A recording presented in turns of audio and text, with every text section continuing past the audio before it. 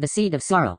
Trey was just a boy, no older than 8, when he discovered his gift, though he would never call it that. He lived in a small village perched at the edge of a barren field. His neighbors eyed him with caution, as though they sensed something was different, though no one knew precisely what. Trey himself felt it in his bones, a gentle warmth in his right hand, a prickling emptiness in his left.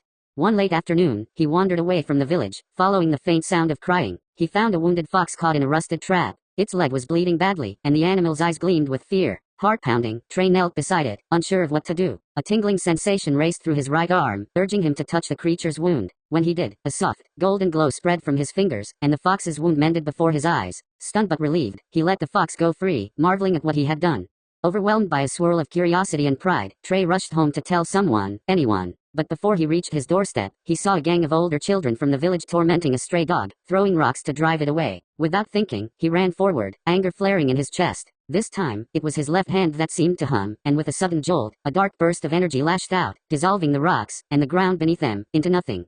The children screamed, scrambling away as a patch of earth simply ceased to exist. Trey froze, his heart pounding like thunder. He tried to speak, but words wouldn't form. A chilling silence settled over them, and in the distance, he could see adults from the village rushing over. Their eyes were wide, not with wonder, but with terror. Before he could explain, they backed away in horror, murmuring about curses and dark magic. That night, the villagers gathered at his home. They confronted his guardian, a kindly old woman who had raised him as best she could. Though she defended Trey, the others wouldn't listen. Rumors spread that he was the cause of the drought, the reason crops withered, the reason children fell ill. He stood in the corner of the room, tears in his eyes, powerless against their accusations. By dawn, his guardian made the decision to take him away from the village, hoping to spare him from the mob's fear and anger. She packed what little they had and, under the first light of morning, led him down a dusty road. Trey glanced back just once. The only home he had ever known was fading from view, and a hollow ache settled in his chest. He didn't fully understand the forces inside him, one that could heal and another that could destroy. All he knew was that, in a single day, he had saved a life and ended his own place in the world. Tears blurred his vision as he walked on, a small boy weighed down by powers he had never asked for.